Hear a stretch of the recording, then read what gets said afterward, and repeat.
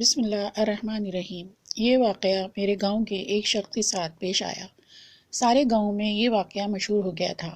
آج اس واقعے کو 40 سال سے زیادہ گزر چکے ہیں۔ بس تیزی سے اپنی منزل کی جانب گامزن تھی۔ تمام مسافر پریشان تھے کیونکہ بس اپنے مقررہ وقت سے بہت لیٹ ہو گئی تھی۔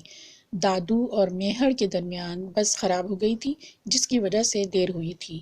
میں حیدرآباد سے شہداد کوٹ اپنے گاؤں جا رہا تھا۔ میرا گاؤں شہداد کوٹ سے آدھے گھنٹے کی مسافت پر تھا اور اس بس کا آخری اسٹاپ شہداد کوٹ تھا۔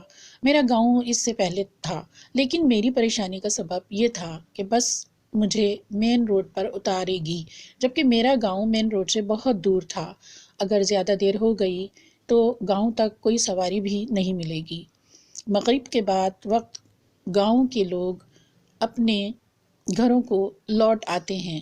اندھیرا ہوتے ہی گاؤں میں چور ڈاکوؤں کا راج ہوتا تھا۔ مجھے اسی بات کا خوف تھا کہ اگر بس دیر سے پہنچی اور کوئی سواری نہ ملی تو مجھے پیدل ہی گاؤں کی طرف جانا پڑے گا۔ اندھیرا ہو گیا تھا، عشاء کا وقت ہونے والا تھا، لیکن اب تک میری منزل نہیں آئی تھی۔ اب میرا دل تیزی سے دھڑکنے لگا تھا اور میں پریشانی کے عالم میں اپنی نشست پر پہلو بدلنے لگا۔ آخر خدا خدا کر کے میرا اسٹاپ آیا، لیکن بہت دیر ہو چکی تھی۔ جب میں بس سے اترا تو رات کے 10:30 بج رہے تھے۔ اس وقت اسٹاپ کی تمام دکانیں بند تھیں، ہر طرف ہو کا عالم تھا، نہ بندہ نہ بندے کی ساتھ۔ میں کچھ دیر تک اسٹاپ پر ششپنج کی حالت میں کھڑا رہا۔ میں فیصلہ نہیں کر پا رہا تھا کہ گاؤں جانے کے لیے کس راستے کا انتخاب کروں۔ اگر میں روڈ سے جاتا تو ڈاکوؤں کے ہاتھوں لٹنے کا خطرہ تھا اور راستہ بھی طویل تھا، جبکہ کھیتوں سے گزر کر جانے سے میں محفوظ رہتا اور جلد ہی پہنچ بھی جاتا۔ یہ پہلی بار نہیں ہوا تھا کہ میں گھر اتنی لیٹ پہنچ رہا تھا، بلکہ اس سے پہلے بھی مجھے کئی بار دیر ہو گئی تھی، مگر آج نہ جانے کیوں میرا دل گھبرا رہا تھا۔ کچھ سوچنے کے بعد میں نے کھیتوں میں سے گزرنے کا فیصلہ کیا۔ میرے قدم آہستہ آہستہ اس جانب اٹھ گئے۔ اندھیرا اتنا گہرا تھا کہ بہت ہی سنبھل کے چلنا پڑ رہا تھا، بہت احتیاط سے آگے کی جانب بڑھ رہا تھا کہ کہیں ٹھوکر وغیرہ نہ لگ جائے۔ کھیتوں میں سے گزرتے ہوئے ایک اور خوف بھی تھا کہ کوئی زہریلا جانور، سانپ بچھو کاٹ نہ لے۔ میں ابھی کچھ ہی آگے گیا تھا کہ اچانک میرے پاؤں کسی چیز میں الجھا اور میں دھڑام سے گر پڑا۔ مجھے یوں لگا تھا جیسے میرے پاؤں کسی سوئے ہوئے شخص پر پڑے ہوں۔ اسے کچلنے سے بچانے کے لیے میں نے اپنا پیر دوبارہ اٹھانا چاہا اور توازن برقرار نہ رہنے کی وجہ سے کھڑا نہ رہ سکا اور زمیں بوس ہو گیا۔ میں پھرتی سے اٹھا اور اندھیرے میں آنکھیں پھاڑ پھاڑ کر اس شخص کو دیکھنے کی کوشش کرنے لگا جس پر میں نے پاؤں رکھ دیا تھا، مگر حیرت انگیز طور پر وہاں کوئی نہیں تھا۔ یہ دیکھ کر میں گھبرا گیا۔ یقیناً وہ میرا وہم نہیں تھا، بلکہ حقیقت میں کسی سوتے ہوئے شخص سے ٹکرایا تھا، مگر اچھی طرح دیکھنے پر کوئی نہیں تھا۔ یہ صورتحال میرے اوزان خطا کرنے کے لیے کافی تھی۔ میرے اٹھتے ہوئے قدم تیزی سے آگے بڑھنے لگے۔ ابھی مجھے چلتے ہوئے زیادہ دیر نہیں گزری تھی کہ چھن چھن چھنا چھن کی مخصوص آواز پر میرے کان کھڑے ہو گئے۔ پائل کی یہ جھنکار مجھے بالکل اپنے قریب سنائی دے رہی تھی۔ اس آواز نے میرے رہے سے حوصلے بھی ختم کر دیے اور میں بدحواسی میں ناک کی سیدھ میں دوڑ پڑا۔ میں بہت تیزی سے دوڑ رہا تھا، مگر چھن چھن کی آواز مسلسل آ رہی تھی۔ یوں لگ رہا تھا وہ پائل والی بھی میرے ساتھ ساتھ ہی دوڑ رہی ہو۔ کڑکتی سردی کے باوجود میرا جسم پسینے میں شرابور ہو چکا تھا اور ساتھ میرے جسم پر لرزہ طاری تھا۔ بھاگتے بھاگتے میں اتنا بدحواس ہو گیا کہ مجھے پتہ ہی نہیں تھا کہ میں کہاں ہوں اور کس سمت بھاگا جا رہا ہوں۔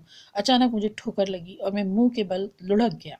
یوں گرنے سے میرے ہاتھ پیروں میں شدید چوٹیں آئی تھیں جن میں ناقابل برداشت ٹیسیں اٹھ رہی تھیں، مگر میں اس درد کو برداشت کرتے ہوئے دوبارہ اٹھا اور چاروں طرف نگاہ ڈالی۔ گرتے وقت مجھے ایسا لگا تھا جیسے میں کسی انسانی وجود سے ٹکرایا ہوں، مگر دور دور تک میرے آس پاس کوئی نہیں تھا۔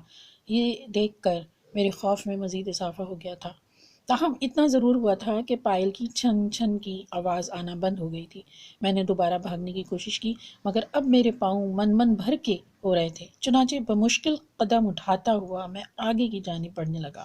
جب میرے حواس قدرے بحال ہوئے تو میں ایک اور حیرت انگیز انکشاف نے مجھ پہ ششدر کو حیران کر دیا کہ مجھے چلتے چلتے خاصی دیر ہو گئی تھی، مگر میرا سفر ختم ہونے کا نام ہی نہیں لے رہا تھا۔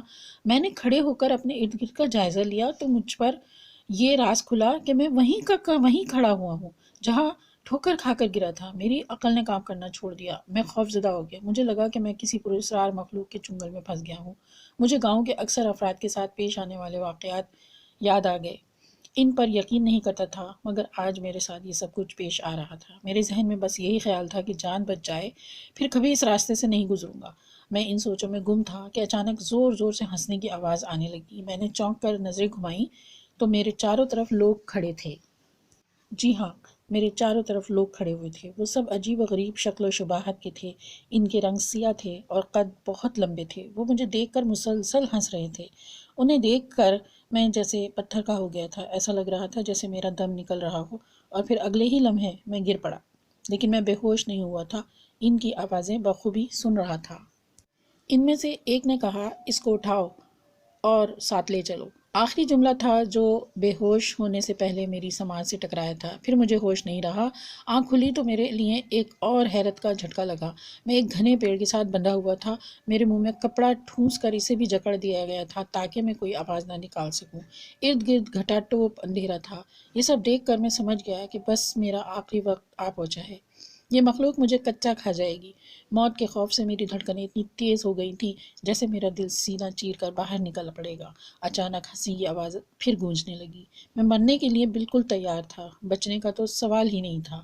ہنسی کی آواز بتدریج تیز ہوتی جا رہی تھی۔ پھر کسی غیر مرئی ہاتھ نے میری رسی کو کھولا اور دو بازو مجھے اٹھا کر فضا میں اڑنے لگے۔ وہ جانے مجھے کہاں لے جا رہے تھے۔ میں خوف سے سہما ہوا تھا۔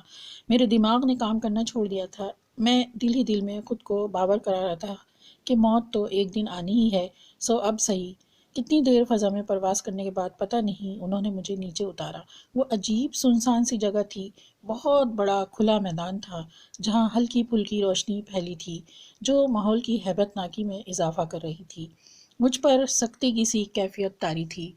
نہ میرے منہ سے کوئی آواز نکل رہی تھی اور نہ ہی میرے جسم میں جان تھی۔ بس میری آنکھیں دیکھ رہی تھیں اور کان سن رہے تھے۔ باقی سارا جسم سن ہو گیا تھا۔ ان دو نادیدہ بازوؤں نے مجھے کسی چیز کے ساتھ ٹیک لگا کر بٹھا دیا۔ پھر عجیب قسم کی آوازیں آنے لگیں۔ تھوڑی دیر میں وہاں چھوٹے قد کی عجیب و غریب مخلوق جمع ہونے لگی۔ وہ آہستہ آہستہ آتے گئے۔ پتہ نہیں وہ کہاں سے آ رہے تھے، بس آتے ہی جا رہے تھے۔ ان کی تعداد اتنی ہو گئی کہ وہ سارا میدان بھر گیا۔ وہ سارے کے سارے غصے کے عالم میں چلا رہے تھے۔ ان کی آوازوں سے اس میدان میں شور برپا ہو گیا تھا۔ چلاتے ہوئے وہ عجیب غیر مانوس سی زبان میں بات کر رہے تھے۔ مجھے کچھ پلے نہیں پڑ رہا تھا۔ اچانک وہ سب کے سب خاموش ہو گئے اور ہر طرف سناٹا چھا گیا۔ اسی وقت میدان میں ایک طرف روشنی کی لکیر پھوٹی اور وہ روشنی پھیلتی ہی چلی گئی۔ دیکھتے ہی دیکھتے اس روشنی میں سے ایک نورانی چہرے والے بزرگ نمودار ہوئے۔ ان کے ہاتھ میں تسبیح، سر پر عمامہ اور چہرے پر سفید براق داڑھی تھی۔ ان کا چہرہ گویا نور کا منبع تھا۔ میدان کے ایک جانب کرسی رکھی ہوئی تھی۔ وہ بزرگ بہت وقار سے چلتے ہوئے اس کرسی پر بیٹھ گئے۔ انہوں نے ایک بھرپور نظر ڈالی اور نرم آواز میں کہا، مقدمہ شروع کیا جائے۔ اس نرم مگر باروب حکم پر وہ دو شخص اس مجمع میں سے نکلے اور ان نورانی چہرے والے بزرگ کے سامنے آ کر کھڑے ہو گئے۔ ایک نے چلا کر کہا، سرکار، اس نے میرے گھر پر قبضہ کر لیا ہے۔ وہ جگہ میری تھی، میں اپنے رشتہ داروں کے یہاں گیا ہوا تھا، میری غیر موجودگی میں اس نے قبضہ کر لیا۔ دوسرے نے بھی چلا کر کہا، نہیں سرکار، وہ جگہ پہلے میری تھی جس پر میں یہ قابض ہو گیا تھا، سو میں نے اپنی جگہ اس سے واپس لے لی۔ نہیں، جگہ میری ہے سرکار، یہ جھوٹ بول رہا ہے۔ پہلے والا اپنی بات پر مصر تھا۔ نہیں سرکار، جھوٹ تو یہ بول رہا ہے۔ دوسرا بھی بضد تھا۔ پھر وہ دونوں آپس میں الجھ پڑے۔ بزرگ نے کڑک دار لہجے میں کہا، خاموش ہو جاؤ۔ آپس میں لڑتے ہو، شرم نہیں آتی؟ مجھے معلوم ہے وہ جگہ کس کی ہے۔ اس جگہ کا مالک تو ہے، بزرگ نے دوسرے شخص کی طرف اشارہ کرتے ہوئے کہا۔ بزرگ کا فیصلہ سن کر وہ دونوں خاموشی سے اپنی جگہ بیٹھ گئے۔ ان کے بعد دو اور افراد کا تنازع پیش کیا گیا۔ ان کا بھی فیصلہ ہو گیا۔ خاصی دیر تک یہ سلسلہ چلتا رہا۔ اچانک اس نورانی چہرے والے بزرگ کی نظر مجھ پر پڑی۔ اس انسان کو یہاں کون لایا ہے؟ انہوں نے باروب انداز میں پوچھا۔ اس سوال پر 8-10 افراد مجمع میں سے باہر نکل کر کھڑے ہو گئے۔ کیوں لائے ہو؟ بزرگ نے شعلہ برساتی نگاہوں سے انہیں گھورتے ہوئے کہا، سرکار، یہ انسان ہمارے علاقے سے اس وقت گزر رہا تھا جب ہمارا وقت ہوتا ہے۔ اس مخصوص وقت میں ان انسانوں کا آنا ممنوع ہوتا ہے۔ بزرگ نے ڈپٹنے کے انداز میں کہا، یہ زمین اللہ کی ہے اور انسان اللہ کو بہت ہی پیارا ہے۔ تم کون ہوتے ہو اس کو روکنے والے؟ انسان کی ہی وجہ سے تمہیں رزق ملتا ہے، ان کی وجہ سے ہی یہ زمین بنی ہے، انہی کی وجہ سے یہ تمام نعمتیں ملی ہیں، تو فوراً اس انسان کو وہیں چھوڑاؤ جہاں سے اس کو لے کر آئے ہو۔ لیکن سرکار، یہ ہمارے ایک ساتھی کو کچلتا ہوا گزرا تھا، ان میں سے ایک نے کہا۔ ہاں سرکار، ہم سوئے پڑے ہوئے تھے، اس نے ہماری نیند خراب کر دی، ایک اور نے شکوہ کیا۔ نہیں، کس نے کہا تھا کہ بیچ رستے پر سو اور پڑے رہو؟ یہ بیچارہ تو تمہیں دیکھ بھی نہیں سکتا، اب یہ میرا حکم ہے، اسے چھوڑ دو۔ لیکن سرکار، ایک نے کچھ کہنا چاہا، لیکن کچھ نہیں، میں جانتا ہوں تم جھوٹ بول رہے ہو۔ رات کو کیسے سوتے ہو تم؟ جبکہ میں جانتا ہوں ہم رات کو نہیں سوتے، رات ہی تو ہمارے لیے دن ہے۔ اب جلدی جاؤ، اس بیچارے کو وہیں چھوڑ کر آؤ۔ بزرگ نے گویا حکم دے کر بات ختم کر دی۔ جی سرکار، ان سب نے اطاعت میں سر جھکا لیے۔ پھر دو نادیدہ ہاتھوں نے مجھے اٹھایا اور میں فضا میں بلند ہونے لگا۔ میں پرواز کر رہا تھا، لیکن مجھے اپنے آس پاس کچھ دکھائی نہیں دے رہا تھا۔ مجھے لگ رہا تھا جیسے میں مر چکا ہوں اور میری روح کو اڑا کر کوئی لیے جا رہا ہے۔ پھر کچھ ہی دیر میں مجھے وہیں اتار دیا گیا جہاں سے مجھے لے جایا گیا تھا۔ انہوں نے مجھے کچی نرم مٹی پر پھینک دیا۔ مجھے ہلکی چوٹ لگی تو جیسے مجھے ہوش آ گیا۔ میں فوراً اٹھا، میرا جسم بہت ہی بھاری ہو گیا تھا، میرا روم روم کانپ رہا تھا، میرے جسم سے پسینہ ایسے بہہ رہا تھا جیسے میں نہا کر آئے ہوں۔ میں بڑی مشکل سے گرتا پڑتا وہاں سے ایسا بھاگا کہ کچھ ہوش نہ رہا کہ کب گاؤں پہنچا۔ میں گھر میں داخل ہو کے سیدھا کمرے میں چارپائی پر گر گیا۔ مجھے شدید سردی لگ رہی تھی۔ میں نے اماں کو کہا، مجھ پر کمبل ڈال دو، بڑی سردی لگ رہی ہے۔ اماں نے پوچھا، کیا ہوا ہے بیٹا؟ لیکن مجھ سے کچھ نہیں بولا جا رہا تھا۔ اماں جہاں دیدہ خاتون تھیں، شاید سب کچھ بنا بتائے ہی سمجھ گئی۔ اماں نے مجھ پر 2 لحاف ڈال دیے۔ وہ ساری رات میں نے کانپتے ہوئے گزار دی۔ صبح تک مجھے بہت تیز بخار چڑھ چکا تھا۔ بابا گاؤں کے واحد ڈاکٹر صاحب لائے۔ اس نے دوا دی جسے کھا کر شام تک طبیعت کچھ بہتری آئی۔ 2 دن بعد جب بالکل ٹھیک ہو گیا تو گھر والوں کو اس رات کا تمام ماجرا کہہ سنایا۔ اماں بابا شکر کرنے لگے کہ اللہ نے مجھے بچا لیا۔ مگر یہ پراسرار واقعہ یہیں ختم نہیں ہوا، بلکہ مجھے حیرت کا ایک اور جھٹکا تب لگا جب ایک روز میں میرو خان نامی گاؤں گیا۔ وہاں کی مسجد میں جب میں نماز پڑھنے کے لیے گیا تو ان میں نورانی چہرے والے بزرگ کو نماز پڑھتے ہوئے دیکھ کر میں ٹھٹک گیا۔ مجھے یقین نہیں آ رہا تھا کہ یہ وہی بزرگ ہیں۔ جب وہ نماز سے فارغ ہوئے تو میں نے سلام کیا۔ انہوں نے مسکراتے ہوئے سلام کا جواب دیا۔